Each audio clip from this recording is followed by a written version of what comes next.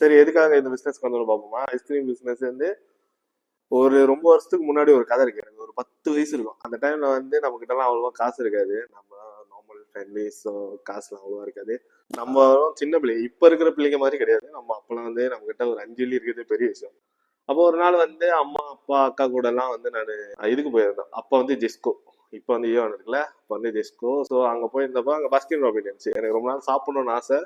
சரின்ட்டு நானும் சரி வாங்கி இந்த வாட்டி சாப்பிட்டு பார்ப்போம்னு நினைச்சு நானும் போய் சொல்லிட்டேன். அப்ப வந்து ராஃப்லி அந்த ப்ரைஸ் ரேஞ்ச் வந்து எனக்கு வந்து ஒரு 13-14 இருக்கும்னு நினைக்கிறேன். நான் விலை கேட்கல, நான் ஃபிளேவர்ஸ் சூஸ் பண்ணிட்டு அவங்க கப்ல போட்டு கொடுத்துறாங்க. அப்ப வந்து நான் ஒன்றும் கையில வாங்கல. அப்ப அவங்க சொன்னாங்க எவ்வளவுன்னு கேட்டாவோ ஒரு 12 வெள்ளி பிளஸ் சொல்லிட்டாங்க.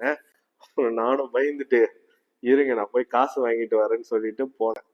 போனவன் திருப்பி ரிட்டர்ன் வரவே இல்லை அந்த கடைக்கு. அது எனக்கு ஒரு இதா இருந்துச்சு. எதுக்கு ஒரு சின்ன ஐஸ்கிரீம், அது ஆக்சுவலி சின்ன ஸ்கூப் தான் தருவாங்க முன்னெல்லாம். ஸோ அந்த மாதிரி ஐஸ்கிரீம்ஸ் வந்து 12 வெள்ளின்றது வந்து ஒரு பெரிய விஷயமா இருந்துச்சு எனக்கு. அதனால நான் அன்னைக்கு ஒரு சபதம் எடுத்தேன். இதுக்கப்புறம் நம்ம ஒரு ஐஸ்கிரீம் கடை திறக்கிறோம், எல்லாருனாலையும் அதை எஃபோர்ட் பண்ற மாதிரி சாப்பிட்ற மாதிரி இருக்கணும்னு நினைச்சுதான் நான் ஒரு ஐஸ்கிரீம் கடையே திறந்தேன். இன்னைக்கு அதனாலதான் மச்சி ஐஸ்கிரீம் பிராண்டே உருவாகி இருக்கு.